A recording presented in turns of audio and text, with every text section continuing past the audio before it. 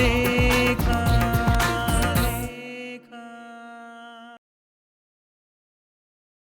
ಕೂಸು, ಔಷಧಿಗಳೆಲ್ಲ ಸರಿಯಾಗಿ ತೊಗೊಂಡೇನಮ್ಮ? ತೊಗೊಂಡಿದ್ದೀನಿ ಮಾವ. ಯಾವ ಔಷಧಿನೂ ಹಾಗೆ ಮಿಸ್ ಮಾಡ್ಕೋಬಾರ್ದು, ಗೊತ್ತಾಯ್ತಾ? ಅದು ನಿನ್ನ ಆರೋಗ್ಯಕ್ಕೆ, ನಿನ್ನ ಹೊಟ್ಟೆಲಿರೋ ಮಗು ಆರೋಗ್ಯಕ್ಕೆ ಕೊಟ್ಟಿರೋದು, ತಪ್ಪದೇ ತಗೋಬೇಕು. ತೇಜು, ಹೌದಮ್ಮ, ಮೆಡಿಸಿನ್ಸ್ನೆಲ್ಲ ಕರೆಕ್ಟ್ ಟೈಮಾಗಿ ತೊಗೊಳ್ಬೇಕು. ತೊಗೊಳ್ತಿದ್ಯಲ್ವಾ? ಹ್ಞೂ ಅತ್ತೆ, ನಾನು ಸುಮ್ಮನೆ ಇದ್ದರೂ ನಿಮ್ಮ ಮಗ ಬಿಡಬೇಕಲ್ಲ. ಈ ವಿಷಯದಲ್ಲಿ ಅವರು ಭಾಳ ಸ್ಟ್ರಿಕ್ಟು. ನಿನ್ನೆ ರಾತ್ರಿ ಮಲ್ಕೊಳ್ಳೋದಕ್ಕಿಂತ ಮುಂಚೆ ಬಲವಂತವಾಗಿ ಆ್ಯಪಲ್ ಕಟ್ ಮಾಡಿ ತಿನ್ಸಿದ್ರು. ಇವ್ರ ಅತಿಯಾದ ಪ್ರೀತಿ ನನಗೆ ಉಸಿರು ಕಟ್ಟಿಸ್ತಾ ಇದೆ. ಆದರೆ ಈ ಪ್ರೀತಿಯಲ್ಲೂ ಸುಖ ಇದೆ ಅಲ್ವಾ ಅಕ್ಕ? ನೀವು ತುಂಬ ಲಕ್ಕಿ ನೋಡಿ, ನಿಮ್ಮನ್ನ ವಿಚಾರಿಸ್ಕೊಳ್ಳೋದಕ್ಕೆ ಎಷ್ಟು ಜನ ಇದ್ದೀವಿ ಅಂತ. ಜೊತೆಗೆ ನಾನು ಇದ್ದೀನಿ. ಸುರಭಿ,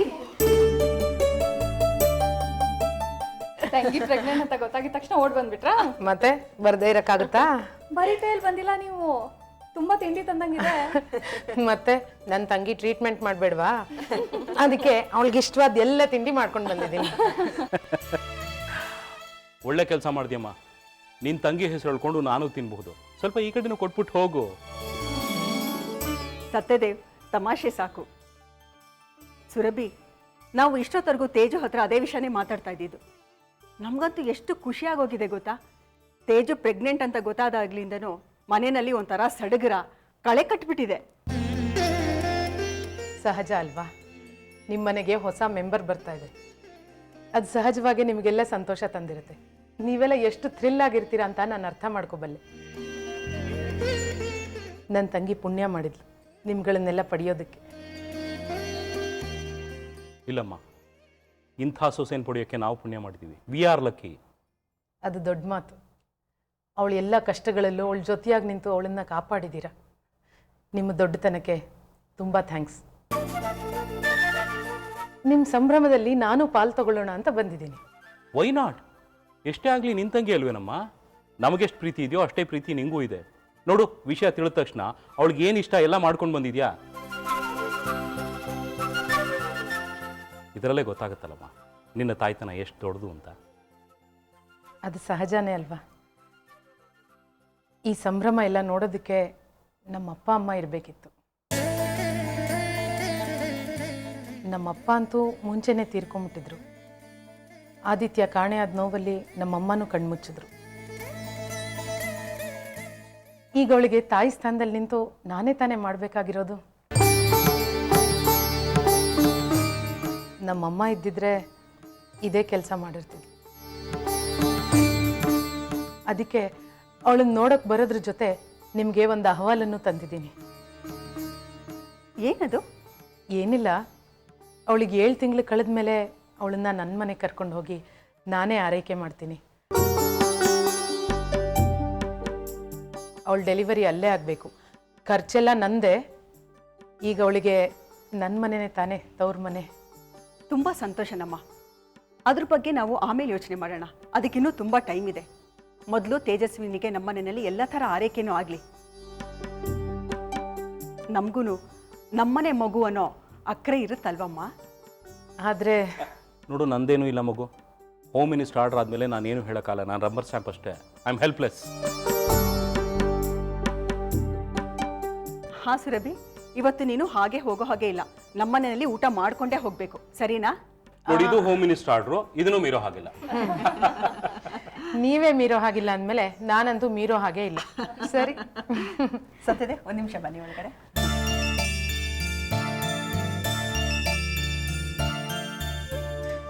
ಕಂಗ್ರ್ಯಾಚುಲೇಷನ್ಸ್ ಕಣೆ. Thank you. ನಂಗೆ ಗೊತ್ತಿತ್ತು ನಿನಗೆ ತುಂಬ ಸಂತೋಷ ಆಗತ್ತೆ ಅಂತ.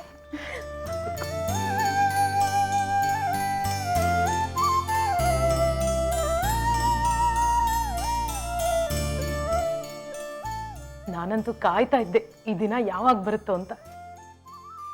ಆದಿತ್ಯ ನಾಪತ್ತೆ ಆದಾಗ ನಿನ್ನ ಬದುಕು, ಸಂಸಾರ, ದಾಂಪತ್ಯ, ಮಕ್ಕಳು, ಮರಿ ಎಲ್ಲ ಮುಗ್ದೋದ್ ಕತೆ ಅಂತ ತುಂಬ ನೊಂದ್ಕೊಂಬಿಟ್ಟಿದ್ದೆ. ಆದರೆ ಆದಿತ್ಯ ಮತ್ತೆ ಬಂದರು. ಒಂದು ಹೊಸ ಆಶಾ ಕಿರಣ ಮೂಡ್ತು. ನಿನ್ನ ಜೀವನ ಮತ್ತೆ ಚಿಗುರ್ತು. ಈಗ ನೀವಿಬ್ಬರು 3 ಜನ ಆಗ್ತಾ ಇದ್ದೀರಾ. I am very happy. Thanks Surabhi, ಎಲ್ಲ ನಿನ್ನ ಹಾರೈಕೆ.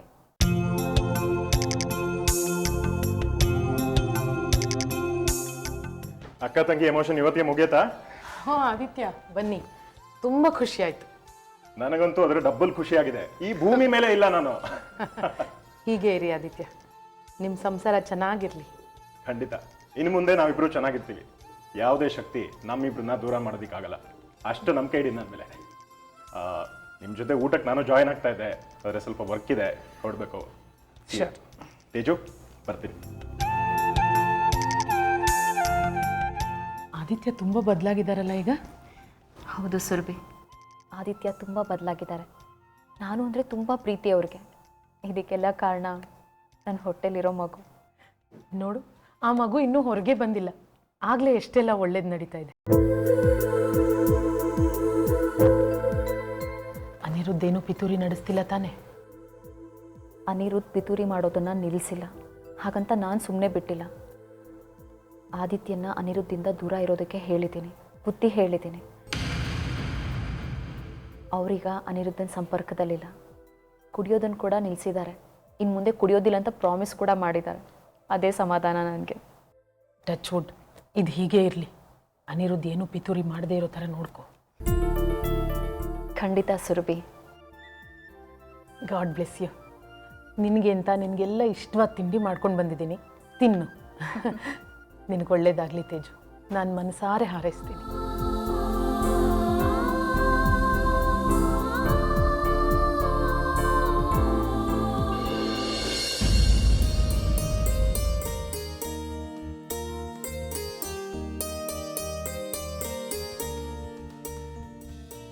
ಸಾಕ್ಷಿ, ಮೊಬೈಲ್ ಚಾರ್ಜಿಗೆ ಹಾಕಿದ್ದೀನಿ, ಡಿಸ್ಕನೆಕ್ಟ್ ಮಾಡಿಬಿಡಿ.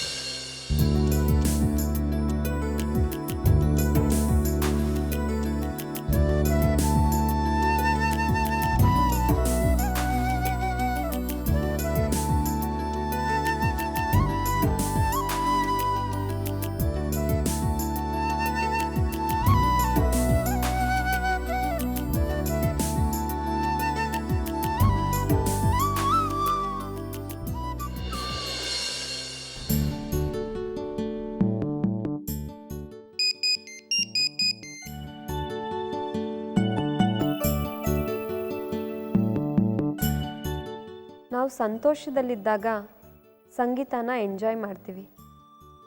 ಅದೇ ಮನಸ್ಸು ದುಃಖದಲ್ಲಿದ್ದಾಗ ಆ ಹಾಡಿನ ಸಾಹಿತ್ಯನ ಅರ್ಥ ಮಾಡ್ಕೋತೀವಿ. Have A nice day. ಒಳ್ಳೆ ಫಾರ್ವರ್ಡ್ ಮೆಸೇಜ್.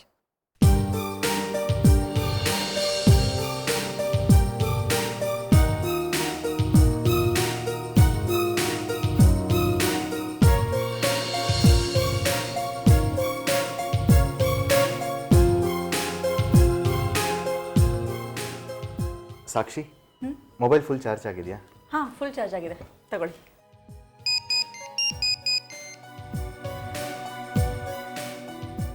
ಸೋ ಸರ್ಪ್ರೈಸಿಂಗ್, ಮೈತ್ರಿ ನನಗೆ ಮೆಸೇಜ್ ಕಳಿಸಿದ್ದಾಳೆ. ಹೌದಾ? ಏನಂತೆ? Just A good morning forward ಅಷ್ಟೇ. ಹೌದಾ? ಫಾರ್ವರ್ಡ್ ಅಂದರೆ ನನಗೂ ತುಂಬ ಇಷ್ಟ. ಓದ್ ಹೇಳಿ.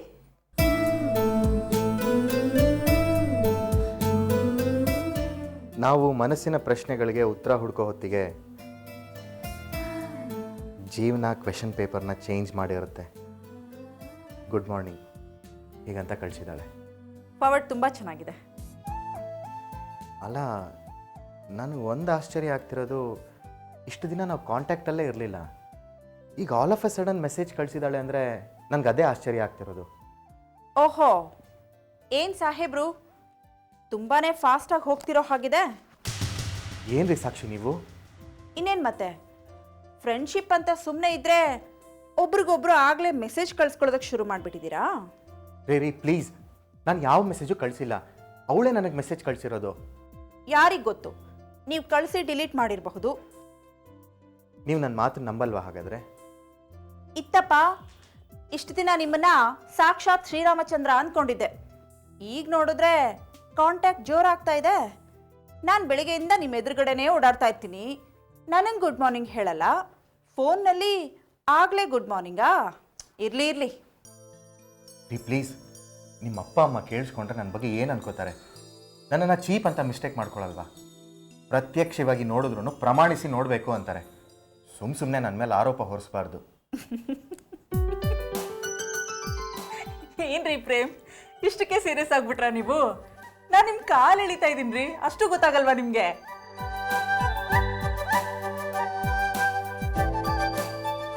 ನಿಜವಾಗ್ಲೂ ಇನ್ನೇನು ಮತ್ತೆ, ಒಂದು ಫ್ರೆಂಡ್ಶಿಪ್ ಫಾರ್ವರ್ಡ್ ಕಳಿಸಿರೋದನ್ನೇ ಮಹಾ ಅಪರಾಧ ಅನ್ನೋ ರೀತಿ ಒದ್ದಾಡ್ತಿದ್ದೀರಲ್ರಿ.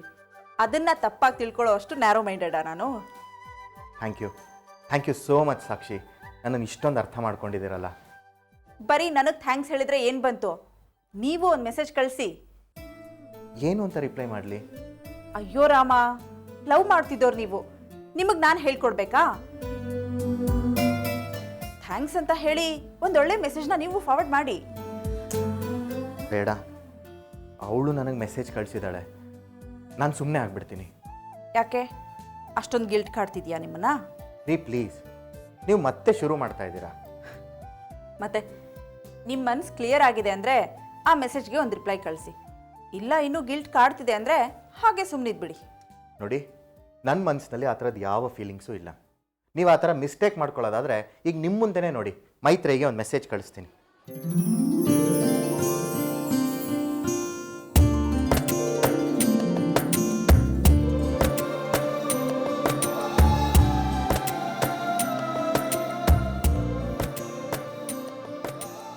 ಸರಿನಾ?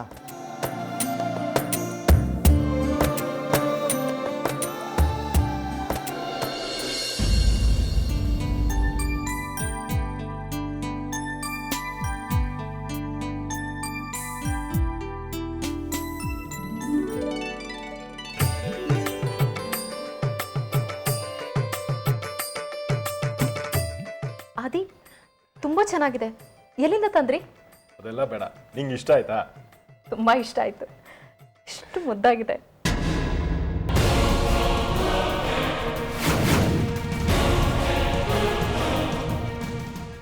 ದಿನದಿಂದ ದಿನಕ್ಕೆ ಆದಿ ಮತ್ತು ತೇಜು ಹತ್ತಿರ ಆಗ್ತಿದ್ದಾರೆ. ಅವಳು ಪ್ರೆಗ್ನೆಂಟಾಗಿ ನನ್ನ ಪ್ಲ್ಯಾನೆಲ್ಲ ಉಲ್ಟಾಗ್ತಿದೆ.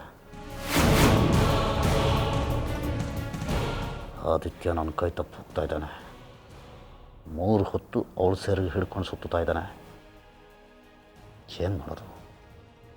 ಹೇಗಾದರೂ ಹಾಳು ಮಾಡಬೇಕಲ್ಲ.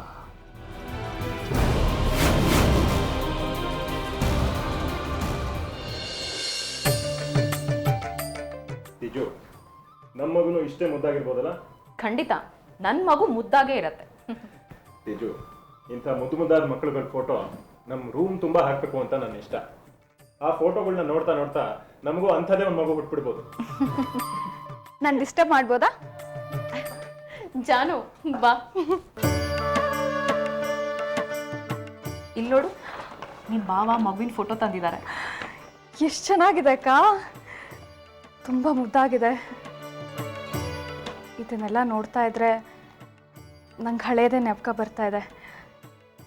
ನಿಮ್ಗೆ ಗೊತ್ತಲ್ಲ ಅಕ್ಕ, ನಾನು ಪ್ರೆಗ್ನೆಂಟ್ ಆದಾಗ ನನ್ನ ರೂಮ್ ಇಡೀ ಈ ಥರ ಫೋಟೋಸ್ಗಳನ್ನು ಹಾಕ್ಕೊಂಡಿದ್ದೆ. ಚೈತ್ರ ಕೂಡ ಒಂದು ಮಗು ಫೋಟೋನ ನಂಗೆ ಬಿಡಿಸ್ಕೊಟ್ಟಿದ್ಲು. ಜ್ಞಾಪಕ ಇದೆಯಾ? ನೆನಪಿದೆ.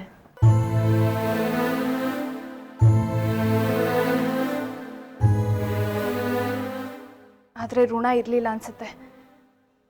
ಅದಕ್ಕೆ ಕೆಲವೊಂದು ಸಲ ಆ ಮಗು ಸಾಯೋದಕ್ಕೆ ನಾನೇ ಕಾರಣನೇನೋ ಅಂತ ಅನಿಸುತ್ತೆ. ಅದಕ್ಕೆ ನೋಡಿ ಅಕ್ಕ, ಇನ್ನೂ ನನ್ನ ತಾಯಿಯಾಗೋ ಸೂಚನೆನೇ ಕಾಣ್ತಾ ಇಲ್ಲ. ಜಾನು, ಬೇಜಾರು ಮಾಡ್ಕೋಬೇಡ. ಸ್ವಲ್ಪ ಸಮಯ ತಗೊಳ್ಬೋದು, ಆದರೆ ಎಲ್ಲ ಒಳ್ಳೇದಾಗತ್ತೆ. ನಿನ್ನ ಮನಸ್ಸಿಗೆ ನೋವಾಗಿರೋದು ಸಹಜ, ಆದರೆ ಏನು ಮಾಡೋಕ್ಕಾಗತ್ತೆ? ನೀನೇ ಹೇಳಿದ ಹಾಗೆ ಋಣ ಇರಲಿಲ್ಲ. ಆದರೆ ಸಮಯ ಹೀಗೆ ಇರಲ್ಲ. ನೀನು ಒಂದು ಮುದ್ದಾದ ಮಗುವಿಗೆ ತಾಯಿ ಆಗ್ತೀಯ. ಆ ನಂಬಿಕೆ ನನಗಿದೆ. ಆದರೆ ಯಾನು ಏನು ತಲೆಗೆಡಿಸ್ಕೊಂಡಿದ್ಯಾ? ಏನೂ ಇಲ್ಲ. ಸರಿ, ನಾನು ಸ್ವಲ್ಪ ಹೊರಗೆ ಹೋಗಿ ಬರ್ತೀನಿ, ಹುಷಾರು. ಬ್ರದರ್, ನಿನ್ನ ಹತ್ರ ಒಂದು ವಿಚಾರ ಮಾತಾಡಬೇಕು. ಆಫೀಸ್ ವಿಷಯ ಮನೇಲಿ ಮಾತಾಡ್ತೀನಿ ಅಂತ ಬೇಜಾರು ಮಾಡ್ಕೋಬೇಡ. ಪರವಾಗಿಲ್ಲ ನೀ ಹೇಳು. ಬಾ, ಹೇಳ್ತೀನಿ.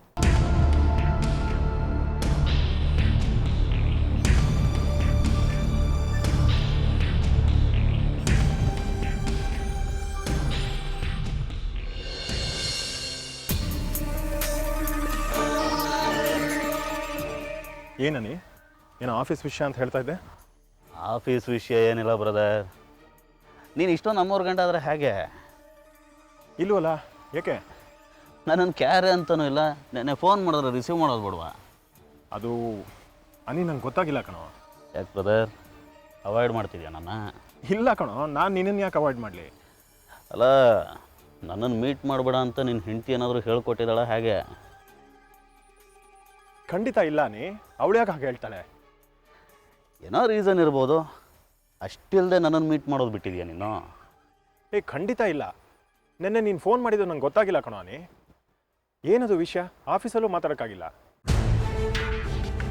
ಏನಿಲ್ಲ ಬ್ರದರ್ ಅಂದರೆ ಬರೀ ಕಷ್ಟ ಹಂಚ್ಕೊಳ್ಳೋದಲ್ಲ, ಸುಖನೂ ಹಂಚ್ಕೋಬೇಕು ಅನ್ನಿಸ್ತು. ಗುಂಡು ಹಾಕೋಣ ಅಂತ ಫೋನ್ ಮಾಡಿದ್ದೆ. ಓ, ನಿನ್ನೆ ಕತೆ ಹಾಳಾಗೋಗ್ಲಿ, ಇವತ್ತು ಬಾ. ನನ್ನ ಫ್ರೆಂಡು ಪ್ರಶಾಂತ್ ಸ್ಕಾಚ್ ತರಿಸಿದ್ದಾನೆ, ಸಖತ್ತಾಗಿರುತ್ತೆ. ಅದು ಅನಿ ಬ್ರದರ್, ಕಷ್ಟಪಟ್ಟು ದುಡಿತೀವಿ, ಎಂಜಾಯ್ ಮಾಡೋದು ಬಿಡ್ವಾ? ಬಾ, ಗುಂಡಾಕಣ. ಇಲ್ಲ ಅನಿ, ಅದು ಯಾಕೆ ಬರಲ್ವಾ? ಇಲ್ಲ ಕಣೋ ಅನಿ, ನೀನು ಹೋಗ್ಬಾ. ಯಾಕೆ? ನನಗೆ ಮೂಡಿಲ್ಲ ಅನಿ, ನೀವು ಹೋಗಿ ಎಂಜಾಯ್ ಮಾಡಿ. ಅಲ್ಲಿ ಹೋದ್ಮೇಲೆ ಮೂಡ್ ಬರುತ್ತೆ ಬಾ ಬ್ರದರ್. ಮನೇಲಿ ಕೂತ್ಕೊಂಡು ಏನು ಮಾಡ್ತೀಯಾ? ಇಲ್ಲ ಅನಿ, ನಾನು ತೇಜು ಜೊತೆ ಇರಬೇಕಾಗತ್ತೆ. ಈಗ ಅವಳು ಪ್ರೆಗ್ನೆಂಟ್ ಅಲ್ವಾ, ಅವಳು ನಾನು ನೋಡ್ಕೋಬೇಕಾಗತ್ತೆ. ಈಗ ಪ್ರೆಗ್ನೆಂಟು ಅಂತ ಗೊತ್ತಾಗಿದೆ, ಈಗಲೇ ಇಷ್ಟೊಂದು ಕೇರ್ ಅವಶ್ಯಕತೆ ಇಲ್ಲ. ಏನಾದರೂ ಬೇಕಾದರೆ ನನ್ನ ಹೆಂಡತಿ ನೋಡ್ಕೋತಾಳೆ, ಅಮ್ಮ ಇದ್ದಾರೆ. ಬಾ, ಗುಂಡು ಹಾಕೋಣ. ಇಲ್ಲ ಅನಿ, ಯಾರಿದ್ರೂ ನಾನಿರೋವಾಗ ಆಗಲ್ವಲ್ಲ. ತೇಜು ಬೇಜಾರು ಮಾಡ್ಕೊತಾಳೆ. ಬ್ರದರ್, ನಾನು ಕರೆದ ತಕ್ಷಣ ಪುಸ್ತಕ ಅಂತ ಬರ್ತಿದ್ದೆ, ಈಗ ನನಗೆ ಎಕ್ಸ್ಪ್ಲನೇಷನ್ನು ಇರಲಿ. ಅನಿ, ಬೇಜಾರು ಮಾಡ್ಕೋಬೇಡ ಕಣೋ, ಸುಮ್ಮನೆ ಆಬ್ಲಿಗೇಷನ್ನು. ಹೌದಪ್ಪ, ಹೆಂಡತಿ ಮೇಲೆ ಪ್ರೀತಿ ಜಾಸ್ತಿ ಆಗ್ಬಿಟ್ಟಿದೆ. ಇರಲಿ, ಟೈಮ್ ಬರುತ್ತೆ. ಬಾಯ್.